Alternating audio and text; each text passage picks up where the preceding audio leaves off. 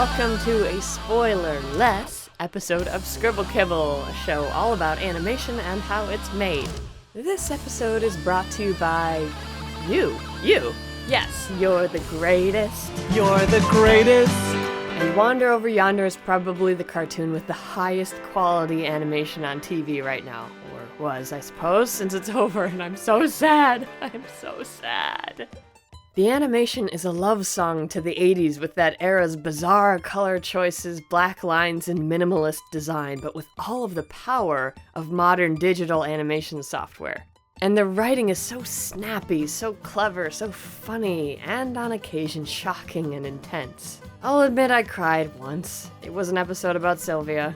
The characters are fun and I love them, but the animation!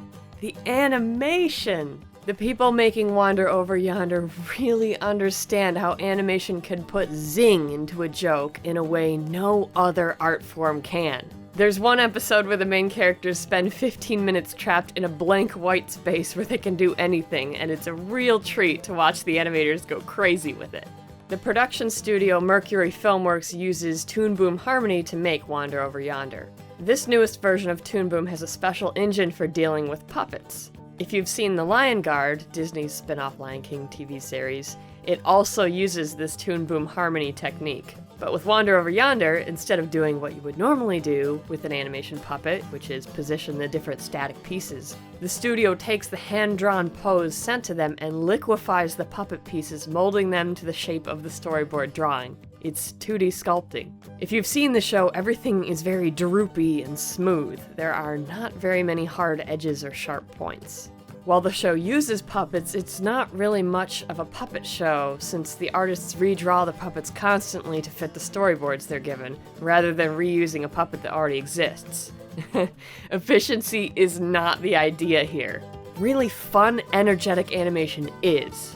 Now I will say when you hit Season 2, there's a sudden noticeable drop in animation quality. It suddenly looks and feels like what you would expect from a typical puppet cartoon.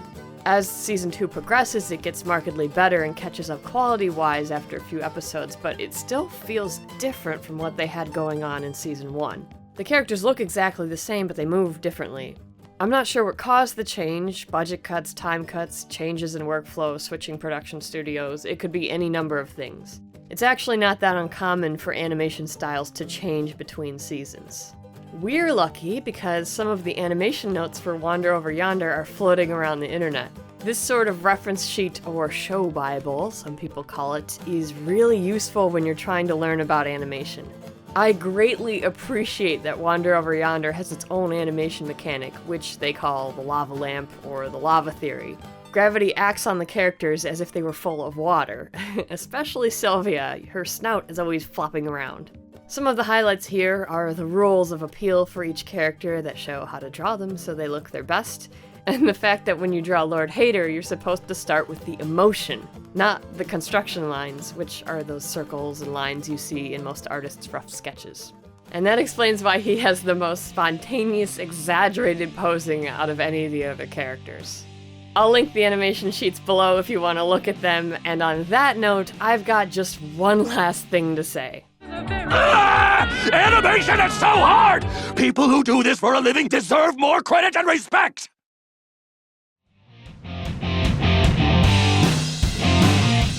My favorite Wander Over Yonder character is actually Commander Peepers, along with Lord Hater, of course. I have a feeling there might be some first-time Scribble Kibble viewers for this one, so shout out in the comments if this is your first episode. What's usually in the Kibble Corner is comments people have written and art that they've sent in, and a good measure of that art is way beyond what I can illustrate. I mean, look at this. Wow. One thing I hear artists say a lot is they can't come up with their own art style, but when I look at each piece of art here, I can see the style in it already. Notice how Reuben's lines don't connect. That's pretty unusual. And neither do Tyler's, but the look and feel is very different. And here's the sketchy outline style of The Echo That Lasts. Plus, everybody has their own way of drawing eyes and noses. There's so much that goes into a style, you probably already have one and you just haven't noticed yet. That's all for today. Come back next Friday for a new episode, or go and watch a previous one. This show is run by you, tips and Patreon support all the way, and hey, it never hurts to help.